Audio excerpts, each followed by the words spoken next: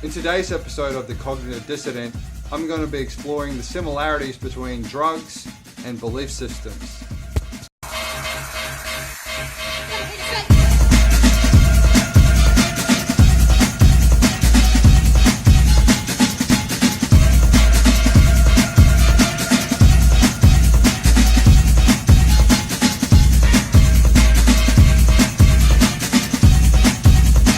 This is the Cognitive Dissident, and in today's episode, I will be interviewing a former neo-Nazi, Toby Cook, was formerly involved in the Far Right.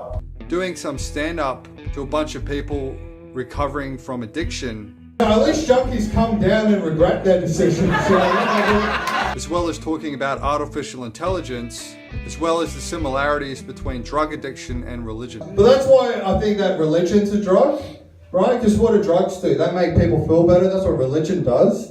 Oh, no one loves me, but Jesus loves me. Yum.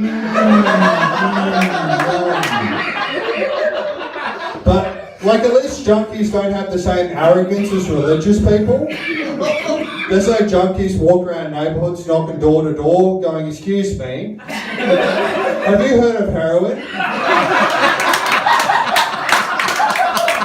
I think you should let heroin into your life. It changed my life. Completely different person now. In fact, we're raising money for heroin right now for the cause. I think that's appreciated. It's the only time you hear people yelling out on the street. They're either like junkies or religious fundamentalists, but like the junkies aren't handing out paperwork for their crazy shit. They're going, oh, John's selling me can, the fucking can's gone, the can's fucking gone. John's selling me can, John 15:32. We need to know about that. You know what I mean? Like, I think religious people are more dangerous than junkies because they're more organised, right? Like junkies have never like invaded the Middle East for a holy war, you know what I mean? Even like because they had the Crusades, right? But like their reasons for like doing the Crusades, the Christians were like a junkie rationale. They're like, oh, why are you guys going to invade the Middle East? Oh, we're going to get the fucking Holy Grail! The Son of God, Jesus is coming! We're going to fucking kill the cunts! Take that fucking grail, mate! Kill everyone! The fucking house down!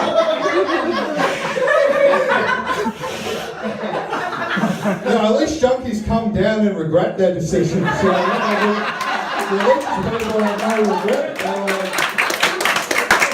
I think belief systems and drug abuse can have similar outcomes.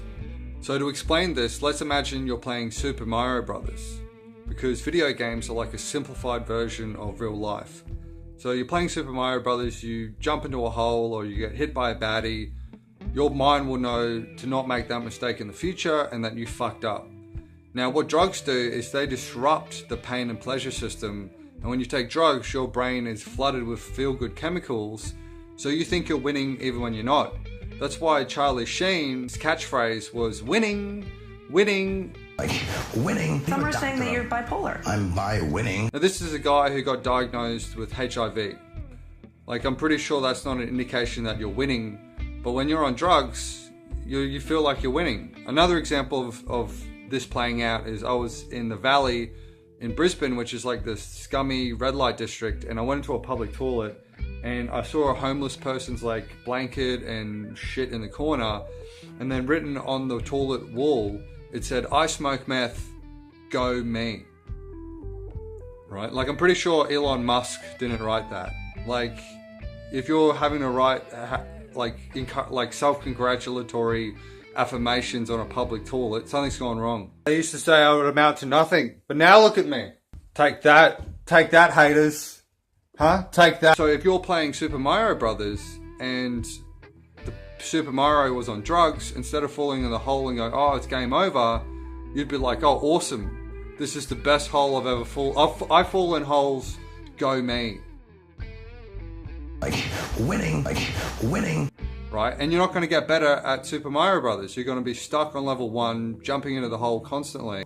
belief systems operate at the point of perception rather than the pain and pleasure. So our belief systems will help us to explain reality and give us a causal explanation for what's going on. So in Super Mario Brothers, usually if you fall in a hole or you get hit by a Goomba, you're going to think, oh, well, I've made a mistake, I'll correct that mistake. But what belief systems do is they explain the error not through anything you've done, but by some oppressive system of corruption out there. If Mario was a feminist, he would blame the patriarchy. If Mario was a Nazi, he would blame the Jews. And he wouldn't get any better at this game, and he would stay on the same level for 4 fucking years, like I did when I was an anarchist. At least the junkies have the occasional moment where they feel good. Usually political ideologues are always upset and angry, like they don't even get to feel crazy high. Because it's very frustrating when they feel like they're playing the video game of life and they're constantly losing because they're upset about abstract concepts that might not even exist, that they think are ruining their life and causing all the problems. For example, here's a video clip of a German kid who's losing at a video game. Du Hurensohn, ich werd dich umbringen!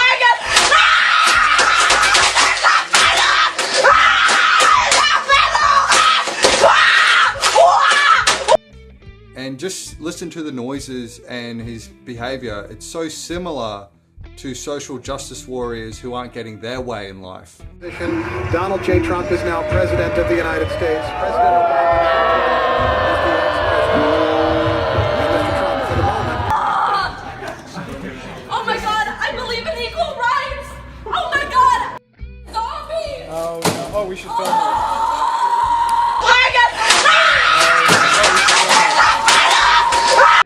When you're an ideologue, there's no personal development because it's all about the outside world. You don't have to fix yourself or change yourself.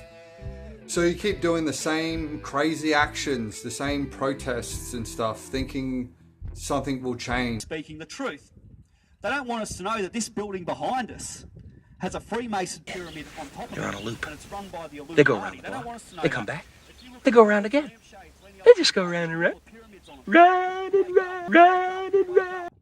One thing I think is very interesting is our ability to learn and adapt our behavior. This is why we're such a successful animal, but we're also capable of believing in narrow and rigid belief systems and unable to see or even challenge our fundamental assumptions. And we get really upset when they do as well, but that's for another video.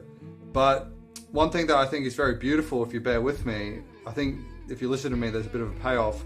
So machine learning is quite interesting because what happens is a computer will generate random series of codes to play a video game, say maybe 10,000 or 100,000 codes. And the code that survives the longest in the video game will then be taken, and then they'll add another layer of code onto that, another 100,000 variations, and the one that does the best out of those 100,000 simulation goes on to the next generation. So multiple generations down the line, there's a computer program written that is able to play the video game, right? Because it's evolving, it's adapting, and the code that survives is the one that works, right? And this is what our mind's capable of doing, is changing and evolving multiple incarnations of our model of reality that's in our head, so, and we can update that model of reality so we're better adapted.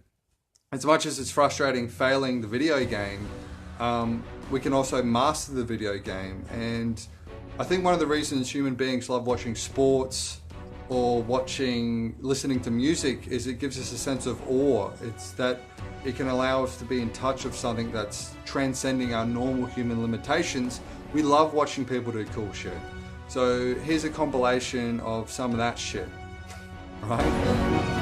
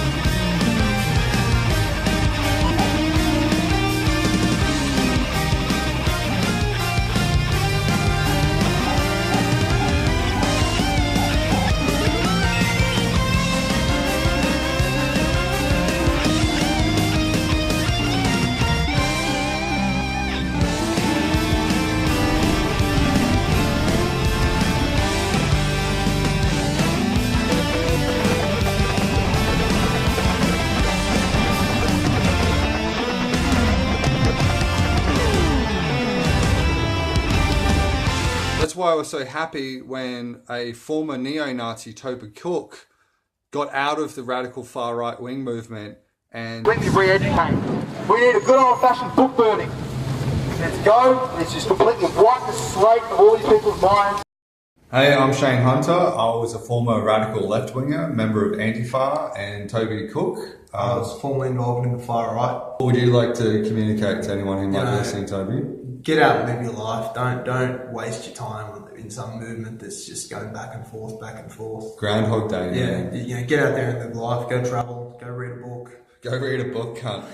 Go read a book. Go read a book. We need a good old-fashioned book burning. We need a good old-fashioned book burning. We need a good old-fashioned book burning. Go read a book. Go read a book. I hope you enjoyed this episode of the Cognitive Dissident. I'm going to try to make a new one once a week or once every 2 weeks. I'm also doing a stand-up comedy tour across Australia. Links for the events are in the description of this video. If you like this video, please share it and like it. And if you feel like being generous, you could help donate to my GoFundMe campaign, where I plan to go to the world's largest performing arts festival, the Edinburgh Fringe Festival, to perform my new stand-up show, The Cognitive Dissident. Thanks for watching.